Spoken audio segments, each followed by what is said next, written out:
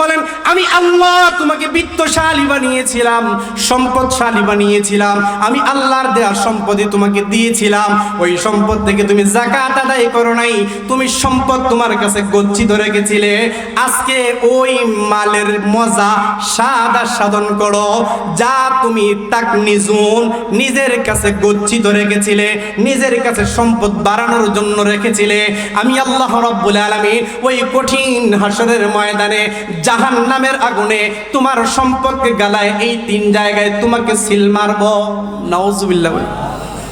আল্লাহর নবী সাল্লাল্লাহু আলাইহি ওয়াসাল্লাম বলেন যাকাত ফরজ হওয়ার পরও যারা যাকাত আদায় করে না, মাল বাড়ানোর চিন্তায় ব্যস্ত, যাকাত দিলেই তো মাল কমে যাবে, মাল বৃদ্ধির জন্য যাকাত দিতে চায় না। সরকারে দু আলম নবী মুহাম্মদুর রাসূলুল্লাহ সাল্লাল্লাহু আলাইহি ওয়াসাল্লাম বলেন আমি যখন মেলাম বিভিন্ন অবস্থা আল্লাহ রাব্বুল আলামিন আমাকে প্রত্যক্ষ করিয়েছেন, ওই অবস্থাগুলো দেখার এক পর্যায়ে আমি দেখতে পেয়েছি এক শ্রেণীর মানুষের লজ্জাস্থানের অগ্রভাগ এবং পেছনের দিকটাকে আলাদাভাবে পট্টি দেওয়া হয়েছে, কাপড় দিয়ে তাদের খেট দিয়ে আলাদাভাবে ঢেকে দেওয়া হয়েছে, এবং তারা ছিল চতুষ্প প্রাণীর ন্যায়। গরু যেমন ভাবে তার চতুষ্প পা দিয়ে চারটা পা দিয়ে জমিনের মধ্যে দাঁড়ায়, চতুষ্প প্রাণীর ন্যায় তারা বিচরণ করছে এবং জাহান্নামের ফল জাকুম ভক্ষণ করছে, পাথর ভক্ষণ করছে। আল্লাহর হাবিব সরকারে দু আলম নবী মুহাম্মদুর রাসূলুল্লাহ সাল্লাল্লাহু আলাইহি ওয়াসাল্লাম বলেন আমি জিবরাইলকে জিজ্ঞাসা করলাম ইয়া আখি জিবরাইল, ও ভাই জিবরাইল, এই সকল ব্যক্তিদের এই অবস্থা এই পরিণতি তার কারণ কি, তারা কারা? আল্লাহর নবী সরকারে দু আলম নবী মুহাম্মদুর রাসূলুল্লাহ সাল্লাল্লাহু আলাইহি ওয়াসাল্লাম বলেন জিবরাইল আলাইহিস সালাতু ওয়াস সালাম আমাকে ডেকে বলছে ও আল্লাহর নবী সাল্লাল্লাহু আলাইহি ওয়াসাল্লাম, তারা হলো আপনার উম্মতের ওই সকল ব্যক্তি যাদেরকে রব্বুল আলামিন সম্পদ দিয়েছিল, নেশাপূর্ণ মালের মালিক হয়েছে, নেশাপূর্ণ মালের মালিক হওয়ার পরে সম্পদের যাকাত আদায় করে নাই, যাকাত না দেওয়ার কারণে আজকে তাদেরকেই শাস্তি দেওয়া হচ্ছে। রাসূল করিম সাল্লাল্লাহু আলাইহি ওয়াসাল্লাম বলেন ওয়াজ যাকাতু মাগরামা, যাকাত আদায় করাকে মানুষ যখন জরিমানা মনে করে, জরিমানা বুঝেননি, জরিমানা যাকাত বুঝেন তো যাকাত। নেশাপূর্ণ মালের যখন কেউ মালিক হয়ে যায়, ইসলামী শরীয়তের বিধান হলো তাকে যাকাত আদায় করতে হয়। সময় অত্যন্ত স্বল্প, খুব দ্রুত গতিতে আপনাদেরকে বোঝানোর চেষ্টা করব। সরকারে দু আলম নবী মুহাম্মদুর রাসূলুল্লাহ সাল্লাল্লাহু আলাইহি ওয়াসাল্লাম বলেন ওয়াজ যাকাতু মাগরামা, নেশাপূর্ণ মালের মালিক হয়ে গেছে, এখন তার উপরে যাকাত আদায় করা ফরজ। যাকাত নেশাপূর্ণ মালের মালিক হওয়ার পরে ওই ফরজ বিধানটা আদায় করা তার জন্য ওয়াজিব, যাকাত দিতে হয়। কিন্তু নেশাপূর্ণ মালের মালিক হওয়ার পরে এখন গড়িমসি করে, চিন্তা করে হাই হাই 1 লক্ষ টাকায় 2500 টাকা দিতে হয়, কেমন কেমন লাগে। যাকাত দিতে ইবাদত মনে করে না, যাকাত দেওয়াটাকে সে জরিমানা মনে করছে। এর মানে তার দিলের মধ্যে কষ্ট লাগতেছে। জরিমানা যারা দেয় হাসতে হাসতে দেয় না, দিলের মধ্যে কষ্ট লাগে। কথা বুঝেননি? জরিমানা দিলে দিলের মধ্যে কষ্ট লাগে না আনন্দ লাগে? কষ্ট লাগে। সরকারে দু আলম নবী মুহাম্মদুর রাসূলুল্লাহ সাল্লাল্লাহু আলাইহি ওয়াসাল্লাম বলেন ওয়াজ যাকাতু মাগরামা, নেশাপূর্ণ মালের মালিক হওয়ার পরে যাকাত আদায় করাটাকে আর এখন সুখকর মনে হয় না। যাকাতের কথা বললে, যাকাতের বয়ান করলে, যাকাতের আলোচনা করলে, যাকাত দেওয়ার কথা বললেই যেন তার কাছে কেমন কেমন লাগে। যাকাত দেওয়াটাকে সে জরিমানা ভাবতেছে। আল্লাহর নবী বলে এমন পরিস্থিতি যখন ধারণ করবে তখন আল্লাহর পক্ষ থেকে বিভিন্ন রকমের আযাব আসতে থাকবে। ও যাকাতু মাগরামা, যাকাত দেয়াকে যখন মানুষ জরিমানা মনে করবে, যাকাত দিবে মানুষ ইবাদত মনে করে, স্বাচ্ছন্দ্যে নামাজ আদায় করি, নামাজকে যেমন মুহাব্বত করে আদায় করি, ইবাদত মনে করে, যাকাত আদায় করা ইবাদত, ইবাদত মনে করে যাকাত দিতে হবে। যাকাত দেয়াকে যখন জরিমানা মনে করবে, আল্লাহর নবী বলেন আল্লাহর পক্ষ থেকে তখন আযাব আসে। এখন নেশাবপূর্ণ মালের যিনি মালের মালিক হয়ে গেছে ওই ব্যক্তি যাকাত যদি আদায় করে তাইলে আল্লাহ বলেন আমি আল্লাহ তার মালকে পবিত্র করে দিলাম, তার মালের স্থায়িত্বের ক্ষেত্রে আমি আল্লাহ সিকিউরিটির ব্যবস্থা করব, মালের নিরাপত্তা দেব, মাল পবিত্র হয়ে যাবে। আর যেই ব্যক্তি যাকাত আদায় করবে না ওই মালের নিরাপত্তাও থাকবে না, মালও পবিত্র হবে না। আর যদি যাকাত না দেয়, আল্লাহর পক্ষ থেকে ঘোষণা আসছে, আল্লাহ বলেন যাদের যাকাত যাদের উপরে ফরজ হয়ে গেছে, যাকাত আদায় করে না, সম্পদ পাইছে, সম্পদের মহব্বতে পড়ে গেছে, যাকাত দিতে চায় না, তাদের ওই সম্পদগুলোকে আল্লাহ রাব্বুল আলামিন স্বর্ণ রূপা এগুলিও তাদের সম্পদ, আল্লাহ জাহান্নামের আগুনে ওইগুলোকে গালায়া আল্লাহ রাব্বুল আলামিন বলেন আমি আল্লাহ তার ললাটে কপালের মধ্যে শিল মারবো, তার পার্শ্বদেশে শিল মারবো, তার পেছনে শিল মারবো, ওই জাহান্নামের আগুনে তার মালগুলোকে গালায়া আমি আল্লাহ 3 জায়গায় তাকে শিল মারবো। নাউজুবিল্লাহ বলতেন না? আল্লাহ তাআলা বলেন ইয়াউমা ইউহমা আলাইহা ফি নারি জাহান্নাম ফাতুকওয়া বিহা জিবাহুহুম ওয়া জুনুবুহুম ওয়া যুহুরুহুম হাযা মা কানাজতুম লিআনফুসিকুম ফাযুকু মা কুনতুম তাকনিজুন। রব্বুল আলামিন বলেন যাদের উপরে যাকাত দেওয়া ফরজ হয়ে গেছে ওই লোকগুলো যখন যাকাত আদায় না করবে, যাকাত যারা আদায় না করবে, রব্বুল আলামিন বলেন তাদের মালগুলোকে আমি আল্লাহ জাহান্নামের আগুনে গালায়া তাদের সম্পদ দ্বারা তাদের কপালের মধ্যে আমি আল্লাহ সিল মারব, তাদের পার্শ্বদেশে আমি আল্লাহ সিল মারব, ওয়াজুহুরুহুম তাদের পিঠের মধ্যে আমি আল্লাহ সিল মারব। সিল দেওয়ার সঙ্গে সঙ্গে জাহান্নামের আগুনের মাধ্যমে যখন গরম করে আপনাকে সিল মারা হবে, আরাম লাগে নাকি কষ্ট লাগবে? আল্লাহ রাব্বুল আলামিন বলেন সেদিন তো তুমি চিৎকার করতে থাকবে। রব্বুল আলামিন বলেন ফাযুকু, আল্লাহ রাব্বুল আলামিন বলেন আমি আল্লাহ তোমাকে বিত্তশালী বানিয়েছিলাম, সম্পদশালী বানিয়েছিলাম, আমি আল্লাহর দেওয়া সম্পদই তোমাকে দিয়েছিলাম, ওই সম্পদ থেকে তুমি যাকাত আদায় করো নাই, তুমি সম্পদ তোমার কাছে গচ্ছিত রেখেছিলে, আজকে ওই মালের মজা স্বাদ আস্বাদন করো যা তুমি তাকনিজুন নিজের কাছে গচ্ছিত রেখেছিলে, নিজের কাছে সম্পদ বাড়ানোর জন্য রেখেছিলে। আমি আল্লাহ রাব্বুল আলামিন ওই কঠিন হাসরের ময়দানে জাহান্নামের আগুনে তোমার সম্পদকে গালায় এই 3 জায়গায় তোমাকে সিল মারব। নাউজুবিল্লাহ। আল্লাহর নবী সাল্লাল্লাহু আলাইহি ওয়াসাল্লাম বলেন যাকাত ফরজ হওয়ার পরও যারা যাকাত আদায় করে না, মাল বাড়ানোর চিন্তায় ব্যস্ত, যাকাত দিলেই তো মাল কমে যাবে, মাল বৃদ্ধির জন্য যাকাত দিতে চায় না। সরকারে দু আলম নবী মুহাম্মদুর রাসূলুল্লাহ সাল্লাল্লাহু আলাইহি ওয়াসাল্লাম বলেন আমি যখন বিভিন্ন অবস্থা আল্লাহ রাব্বুল আলামিন আমাকে প্রত্যক্ষ করিয়েছেন, ওই অবস্থাগুলো দেখার এক পর্যায়ে আমি দেখতে পেয়েছি এক শ্রেণীর মানুষের লজ্জাস্থানের অগ্রভাগ এবং পেছনের দিকটাকে আলাদাভাবে পট্টি দেওয়া হয়েছে, কাপড় দিয়ে তাদের খেট দিয়ে আলাদাভাবে ঢেকে দেওয়া হয়েছে, এবং তারা ছিল চতুষ্প প্রাণীর ন্যায়। গরু যেমন ভাবে তার চতুষ্প পা দিয়ে 4টা পা দিয়ে জমিনের মধ্যে দাঁড়ায়, চতুষ্প প্রাণীর ন্যায় তারা বিচরণ করছে এবং জাহান্নামের ফল জাকুম ভক্ষণ করছে, পাথর ভক্ষণ করছে। আল্লাহর হাবিব সরকারে দু আলম নবী মুহাম্মদুর রাসূলুল্লাহ সাল্লাল্লাহু আলাইহি ওয়াসাল্লাম বলেন আমি জিবরাইলকে জিজ্ঞাসা করলাম ইয়া আখি জিবরাইল, ও ভাই জিবরাইল, এই সকল ব্যক্তিদের এই অবস্থা এই পরিণতি তার কারণ কি, তারা কারা? আল্লাহর নবী সরকারে দু আলম নবী মুহাম্মদুর রাসূলুল্লাহ সাল্লাল্লাহু আলাইহি ওয়াসাল্লাম বলেন জিবরাইল আলাইহিস সালাতু ওয়াস সালাম আমাকে ডেকে বলছে ও আল্লাহর নবী সাল্লাল্লাহু আলাইহি ওয়াসাল্লাম, তারা হলো আপনার উম্মতের ওই সকল ব্যক্তি যাদেরকে রব্বুল আলামিন সম্পদ দিয়েছিল, নেশাপূর্ণ মালের মালিক হয়েছে, নেশাপূর্ণ মালের মালিক হওয়ার পরে সম্পদের যাকাত আদায় করে নাই, যাকাত না দেওয়ার কারণে আজকে তাদেরকেই শাস্তি দেওয়া হচ্ছে।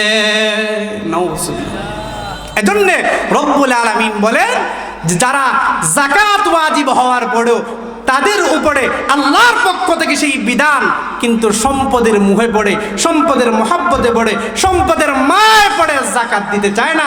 যাকাত দেওয়াকে জরিমানা মনে করছে। ওয়াজ-যাকাতু মাগরামা, তারা যাকাত দেওয়াকে মনে করে কষ্টের বিষয়। কেমনে দিয়ে এত কষ্ট করে সম্পদ কামাই করছি, এখন যাকাত দিতে।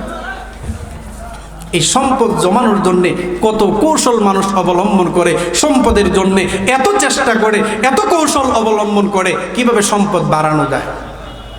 ঠিক কি ঠিক না?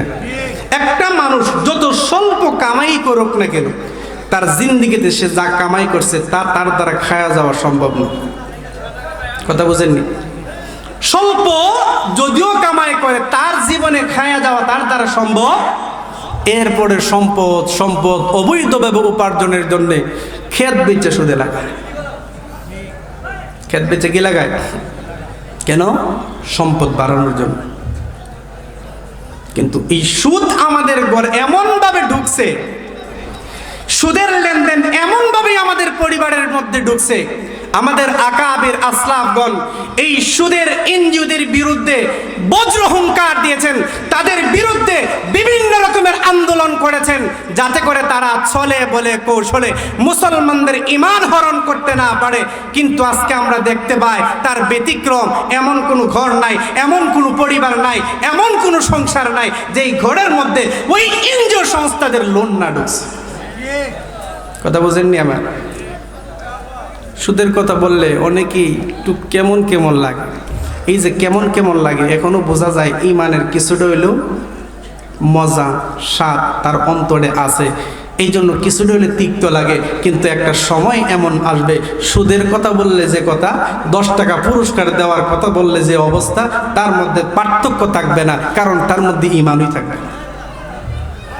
যদি এই কথা আমরা বলি তাহলে বলে হুজুর 10 টাকা চাইলে 20 টাকা চাইলে কেউ দেয়, 2000 টাকা চাইলে কেউ দেয়, ছেলেটাকে বিদেশ পাঠাবো, যেই ব্যবসাটা করি এই ব্যবসাটাকে আর একটু বড় সড়ো করুন, এই যে যা কিছু কামাই করি এই কামাইয়ে চলে না, কামাইটা আর একটু বাড়ানোর জন্য ওই সুদের মাধ্যমে এনজিও সংস্থার দ্বারস্থ হয়ে লোন আনছি, এনজিও সংস্থার মাধ্যমে এই যে সুদের লোন আনলাম, এই লোনের মাধ্যমে ব্যবসাটাকে বড় করতেছি। নাউজুবিল্লাহ বলতেন না? আমার সহজ একটা কথার উত্তর দেবেন, সময় শর্ট। আপনাদের এই দেশে সর্বনিম্ন কামাই ইনকাম যারা করে তাদের পরিচয় দিতে পারবেন? সবচেয়ে আপনার আমার সমাজের মধ্যে সবচেয়ে কম উপার্জন করে এই ব্যক্তিগুলো কারা বলতে পারবেন? কথা বলেন। মসজিদের ইমাম। আপনার সমাজের সর্বনিম্ন ইনকাম করে একজন মসজিদের ইমাম, মসজিদের মুয়াজ্জিন, মাদ্রাসার উস্তাদ, এই সকল আলেম ওলামায়ে কেরাম, তারা সমাজের সবচেয়ে নিম্ন আয়ের মানুষ। কিন্তু আপনি আপনার মসজিদের ইমামকে আজকে প্রশ্ন করবেন, মসজিদের মুয়াজ্জিনকে প্রশ্ন করবেন, মাদ্রাসার উস্তাদকে প্রশ্ন করবেন, উনি কোন এনজিও সংস্থা থেকে লোন আনছে, আইনা উনি ওনার সংসারকে স্বাবলম্বী করতেছে। বুকে হাত দিয়ে বলতে পারবেন? মসজিদের ইমাম তার সংসার চালানোর জন্য যদি এনজিও সংস্থার কাছ থেকে, সুদী মহাজনের কাছ থেকে সুদের দ্বারস্থ হয়ে তার পরিবারকে সচ্ছল করার চিন্তা ফিকির না করে, আপনি কোন দোহাই দিয়ে আপনার ব্যবসাকে বড় করার জন্য, পরিবারকে সচ্ছলতা এনে দেওয়ার জন্য, ছেলেকে বিদেশ পাঠানোর জন্য এই জাতীয় হারামের সাথে আপনি সম্পৃক্ত হলেন? এজন্য আল্লাহ রাব্বুল আলামিন বলেন, সুদখোরদের ব্যাপারে রব্বুল আলামিন সরাসরি বলছেন, ইয়া আইয়ুহাল্লাযীনা আমানুত্তাকুল্লাহ ওয়া যারু মা বাকিয়া মিনার রিবা ইন কুনতুম মুমিনিন ফাইন লাম তাফআলু ফাযনু বিহারবিন মিনাল্লাহি ওয়া রাসূলিহি ওয়া ইন তুবতুম ফালাকুম রুউসু আমওয়ালিকুম লা তাজলিমুনা ওয়া লা তুজলামুন। রব্বুল আলামিন মুমিনদেরকে মহব্বত করে ডাক দেয়া বলছেন, ইয়া আইয়ুহাল্লাযীনা আমানুত্তাকুল্লাহ, হে ঈমানদাররা আমি আল্লাহ রব্বুল আলামিনকে ভয় করো। রব্বুল আলামিন মহব্বত করে মুমিন বলে ডাক দিয়েছেন, মায়া করে ভালোবেসে আল্লাহ রব্বুল আলামিন ডাক দিয়ে বলছেন, হে ঈমানওয়ালারা, হে মুমিন মুসলমানেরা, আমি রব্বুল আলামিনকে ভয় করো।